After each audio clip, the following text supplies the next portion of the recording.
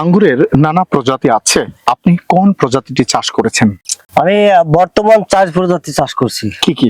সিবলেস আছে, বাইকনুর আছে, ইন্ডিয়ান চয়ন সাদা আছে এবং লাল আছে। কোনটা সব থেকে ভালো এই চারটার মধ্যে? এই 4টার ভিতরে সব থেকে ভালো ইন্ডিয়ান চয়ন। এটি তো এক গাছে এক মন বললেন, এটা জি। চয়ন তাই না? জি জি জি। 4টা জাতি আপনি চাষ করেছেন, জি। এর মধ্যে যেটি সবচেয়ে ভালো ফল দেবে সেটি ধরে রাখবেন নাকি ভবিষ্যতে, এরকম চিন্তা ভাবনা এরকম আছে? চিন্তা ভাবনা আছে যে ইন্ডিয়ান চয়নটা ধরে রাখবে। আচ্ছা, আপনি এই চারাগুলো গাছ থেকেই তো চারাগুলো আপনি তৈরি করতে, কাটিং করে চারা কিভাবে আপনি উৎপাদন করেন? এই চারাটা আছে এখান থেকে যে ফল সরে যাওয়ার পরে যখন ওই যে বলে গেলাম একটু আগে যে চৈত্র মাসে যখন গাছ ছাঁটাই করা হয়, ওই ছাঁটাই করে যে ডাঁটাটা থাকে সেই ডাঁটাগুলো মাটিতে পুঁতে দেওয়া হয় এবং এর বিভিন্ন কার্যকলাপ আছে, সেগুলো আমরা প্রস্তুতি করে নিয়ে সেগুলো থেকে চারা তৈরি করি। কত চারা তৈরি করতে পারেন আপনি এই 20% জায়গা থেকে? এই কমপক্ষে 6 থেকে 7,000। 7,000 চারা বিক্রি করেন? জি। কত করে বিক্রি করেন চারা? জোড়া 500 টাকা বা এক পিস দিলে 300 টাকা। এক পিস? এটা কি বাইরে থেকে এসে নিয়ে যায়? সব বাড়ি থেকে সকল কার্যক্রম আপনি এখানে করেন? জি জি। প্রিয় ভিউয়ার্স, এখন আপনাদেরকে আমরা আঙ্গুর বাগিচার সেচ পদ্ধতি, সার প্রয়োগ ও পরিচর্যা সম্পর্কে জানাবো। জনাব জামাল মন্ডল, আপনি একজন সফল আঙ্গুর চাষী। আপনার কাছে জানতে চাই, আপনি এই আঙ্গুরের পরিচর্যা করার জন্য মূলত এই পরিচর্যা বলতে আপনি কিভাবে সার প্রয়োগ করে থাকেন বা কিভাবে কতটুকু সার প্রয়োগ করে থাকেন গাছ প্রতি? গাছ প্রতি 4 আমি কেজি একটু আপনাকে সুবিধা করে দিই। আমরা জানি আঙ্গুরের বিশেষ করে 1 থেকে 3 বছর গাছের জন্য এক ধরনের পরিচর্যা, আর অপেক্ষাকৃত বয়স্ক গাছের জন্য আরেক ধরনের পরিচর্যা করতে হয়। 1 থেকে 3 বছর বয়স্ক পর্যন্ত গাছের জন্য আপনি কি কি পরিচর্যা করেন, মানে কিভাবে সার প্রয়োগ করে থাকেন? এখানে 1 কেজি করে ইউরিয়া, 1 কেজি ইউরিয়া, 2 কেজি করে আছে পটাশ, 2 কেজি পটাশ, 10 কেজি করে গোবরের সার, 10 কেজি গোবর সার, আর আছে 10 কেজি করে ফসফেট। 10 KG phosphate. এটি আপনি 1 থেকে 3 বছরের গাছের জন্য প্রয়োগ করে থাকেন। গাছ যদি আপনার একটু বয়স্ক হয়ে যায় সেক্ষেত্রে কি হবে? সেক্ষেত্রে আরো বেশি লাগবে। আরো বেশি লাগবে? বেশি লাগবে। অন্য কোনো উপাদান লাগবে, অন্য কোনো সার লাগবে না? এটাই যথেষ্ট, এর বেশি আর দেওয়ার প্রয়োজন আমরা নেই। এর আগে খোঁজ খবর নিয়ে জেনেছি অনেকেই খৈল ব্যবহার করে থাকে, এগুলো কি করার প্রয়োজন পড়ে? প্রয়োজন মনে করে না। প্রয়োজন হয় না।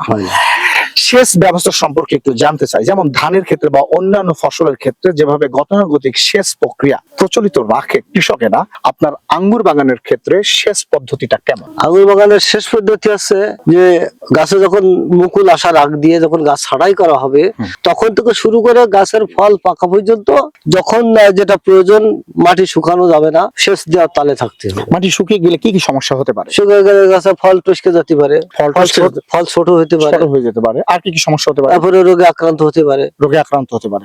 তাহলে আপনি বলছেন সেচ খুব গুরুত্বপূর্ণ, পর্যাপ্ত এবং পরিমিত পর্যায়ে সেচ না এই 2 মাসের জন্য খুব গুরুত্বপূর্ণ, না হলে নানা রকমের সমস্যা আসতে পারে। জামাল মন্ডল, আমরা এর মধ্যে অবগত আছি কাণ্ড ছাঁটাই প্রক্রিয়াটা আঙ্গুর চাষের জন্য অত্যন্ত গুরুত্বপূর্ণ। আমরা জেনেছি কাণ্ড ছাঁটাই না করলে গাছের ফুল যেমন ছোট হয়ে আসে, পাতাটাও অনেক ছোট হয়ে আসে এবং ঠিকঠাক মতো ফলন হয় না।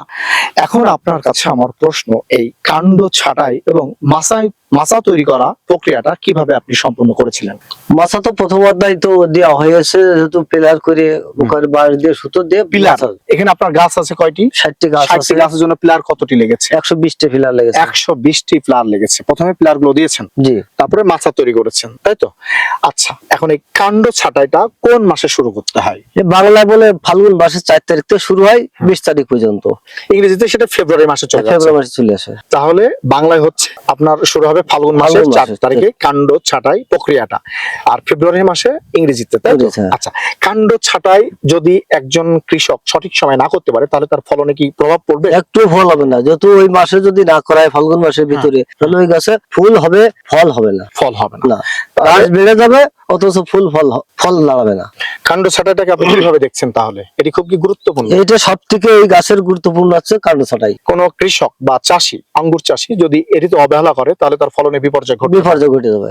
সুপ্রিয় ভিউয়ার্স, আপনারা শুনতে পেরেছেন, আঙ্গুর চাষের অন্যতম একটি ব্যাপার হচ্ছে কাণ্ড ছাঁটাই করা এবং মাচা তৈরিকরণ প্রক্রিয়া।